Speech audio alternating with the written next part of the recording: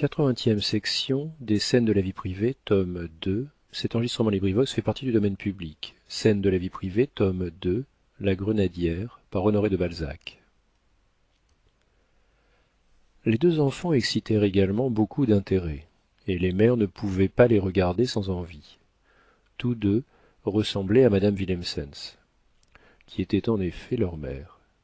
Ils avaient l'un et l'autre ce teint transparent et ces vives couleurs, ces yeux purs et humides, ces longs cils, cette fraîcheur de forme qui imprime tant d'éclat aux beautés de l'enfance.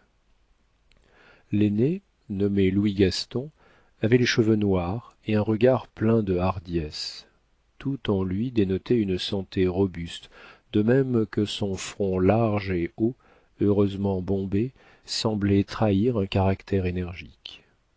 Il était leste, adroit dans ses mouvements, bien découplé, n'avait rien d'emprunté, ne s'étonnait de rien et paraissait réfléchir sur tout ce qu'il voyait. L'autre, nommé Marie Gaston, était presque blond, quoique parmi ses cheveux quelques mèches fussent déjà cendrées et prissent la couleur des cheveux de sa mère. Marie avait les formes grêles, la délicatesse de traits, la finesse gracieuse qui charmait tant dans madame Willemsens.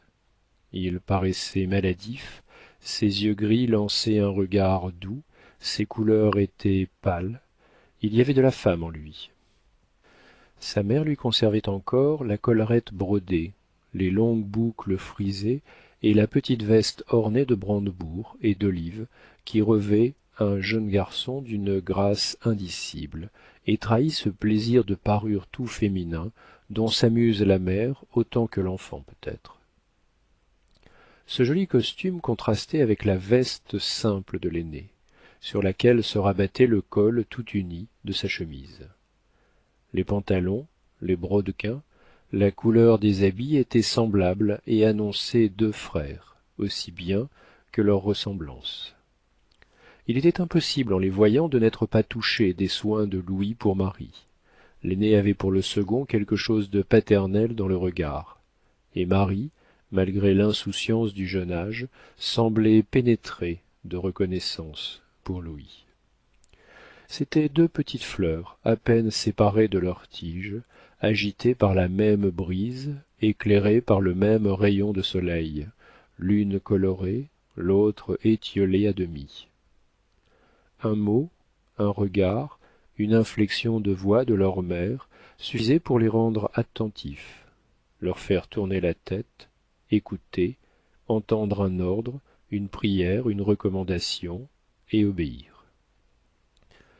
madame Willemsens leur faisait toujours comprendre ses désirs, sa volonté, comme s'il y eût eu entre eux une pensée commune.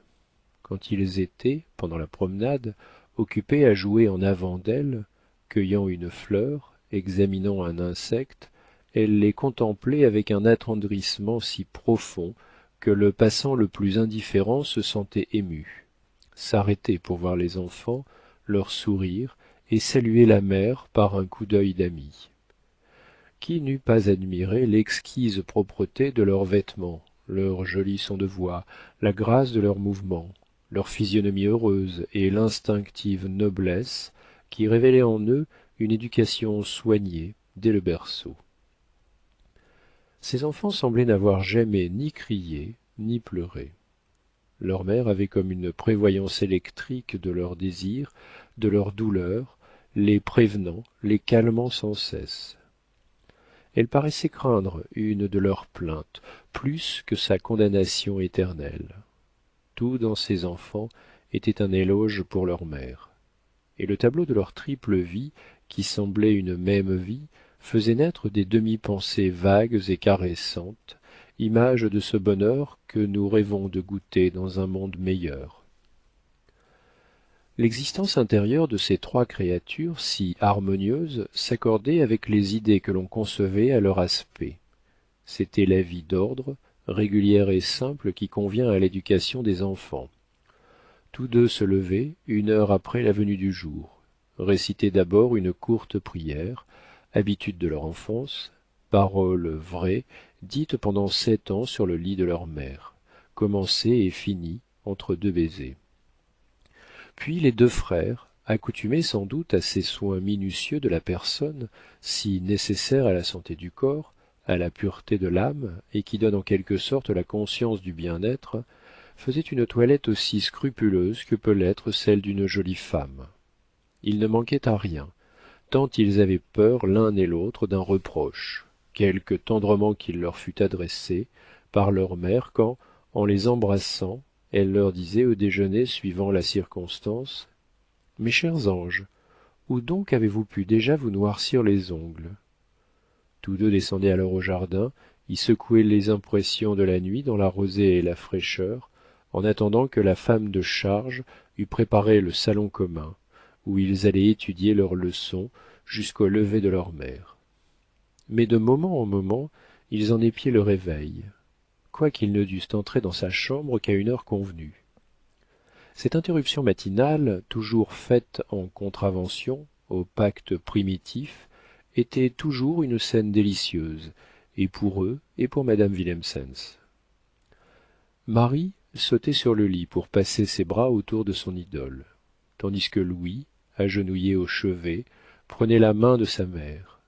C'étaient alors des interrogations inquiètes, comme un amant en trouve pour sa maîtresse, puis des rires d'ange, des caresses tout à la fois passionnées et pures, des silences éloquents, des bégaiements, des histoires enfantines interrompues et reprises par des baisers rarement achevés, toujours écoutés.